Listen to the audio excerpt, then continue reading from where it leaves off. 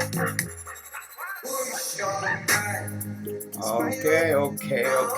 Welcome.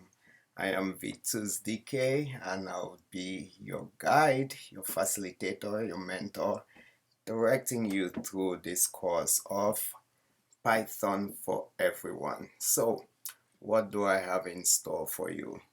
We're going to be spending some time together working on Python. Why Python, you may ask?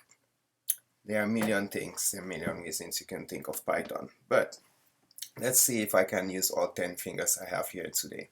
First, you can use Python to develop desktop applications. You can use it for mobile applications. You can use it for web applications. You can use it for scientific computations. You can use it for data science and analytics. You can use it for machine learning. You can also use it for artificial intelligence, scripting, automation, gaming, cloud computing, you name it, it's out there. Okay. But why? Why would you want to use it and not another programming language or another set of programming languages? Number one, which is most important, it's easy. Very easy, it's easy to read, it's easy to learn, just like the language of your choice. Okay? Not just that it's easy, it's very powerful. It's powerful, what does that mean? You're going to see more of that when we get into class. It's also quick, safe, and efficient. Moreover, we listed more than 10 things so far. Those 10 things, what does that tell you? It means it's versatile.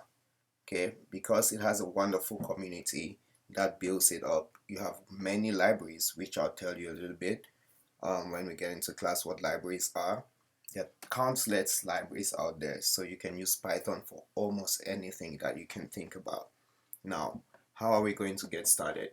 Go to the website. I encourage you to go there. Obviously, there are a bunch of other classes out there, but we're going to focus on Python. And our class is going to be fundamental to begin with, okay? Because without the building blocks, you would be having layers in the air that really don't help you out. So when we talk of fundamental courses, what are some of the fundamentals that you're going to learn? We're going to start with an introduction to Python, okay? We'll talk about data types. Now let's talk about English language, French, Spanish, any language in this world. You have to start by learning words. Just like a baby is born, the first word they can think of is crying. Everybody cries. And then they start learning of the first word, mother or mom. And then, yes, no. Actually, I think no is the first word, but we'll get to that later on. At some point in time, before they get to 1, 2, 3 years old, they think about that. Ha, I got you. Anyway, the words are the variables, which is what we're going to talk about. After we define data types are the building blocks, variables are what's going to hold that. Then we get to statements. Eventually, the kid starts having sentences they can speak. Sentences in this case would be like statements in Python and expressions.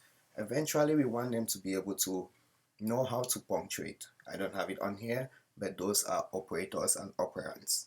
Once we get to that stage, you would like your child to be able to compose a paragraph. A sentence leads to a paragraph. The paragraphs leads to chapters. The chapters are going to end up having books. At the end of the day, you're going to leave here being able to write a book in Python, in other words, a program. On your very first day, you have your very first program. So we're going to progress our way from variable statements. Eventually, we get to functions. Before we get to functions, we need to understand conditional execution, loops and iterations, and also very important, no matter which one of these things you're going to learn, whether it's machine learning, data science, automation, scripting, gaming, cloud configuration, you definitely need to learn collections and sequences. Most of the time we spend our time, like right now I've been talking and talking, those are all strings, those are words, string of characters together. We'll talk about strings, how to manipulate them, how to manipulate files, because we need to import, export data into Python or have inputs and outputs. So eventually, at the end of the day, we'll talk about object-oriented programming. But who is this course for? This course is for everyone, whether you're an IT professional or not. Whether you're a seasoned professional, whether you're new to IT, it's going to need just basic understanding. You need a computer, you need an internet. You don't even need the best computer ever, because we might be working without installing anything, because Python is going to work just fine on Windows, on Mac operating system, as well as on Linux operating system. But guess what? Even if you have a Chromebook, this is what I'll do to you. I'll provide you a way to use it on the web, on your browser. You could go to Anaconda distribution, which is one of the things we'll talk about. You can code in the cloud, or you can download it and have Jupyter Notebooks, which is another powerful tool that is good to have in your resume. If you don't want to do that, another option is use REPL. Okay, REPL, which stands for read, evaluate, print, and loop. Do it all over again.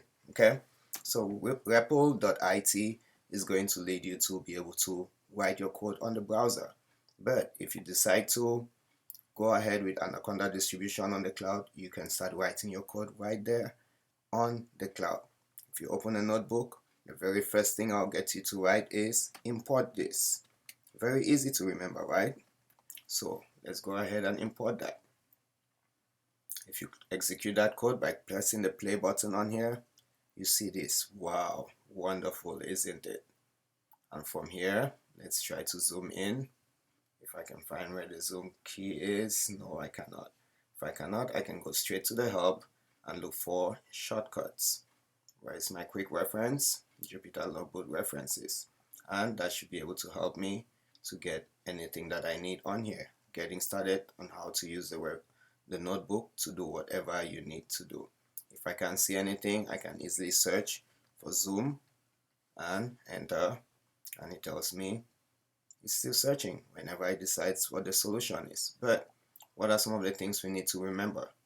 Python, Zen of Python, which are the key things that you learn when you want to be Pythonic in what you do. Obviously, beautiful is better than ugly. Explicit is better than implicit. Explain it as much as possible rather than imply what you're trying to say. So those are some of the things I'll introduce you to. I encourage you to sign up for this class. We're going to have fun. We're going to build things from as easy as having an expense calculator, a loan monitor, or doing a game of dice, or playing rock, paper, scissors, or pulling information from the internet and presenting it, crawling on web pages, all of those in very simple syntax and way you can understand and enjoy, have fun with this course. Look forward to having you together and playing around together so we can have the best ever fun.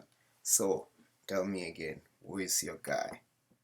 I know who it is, so let's find out. See us we day like the sunrise. I will never leave your side. I will never, never. I dedicate my time.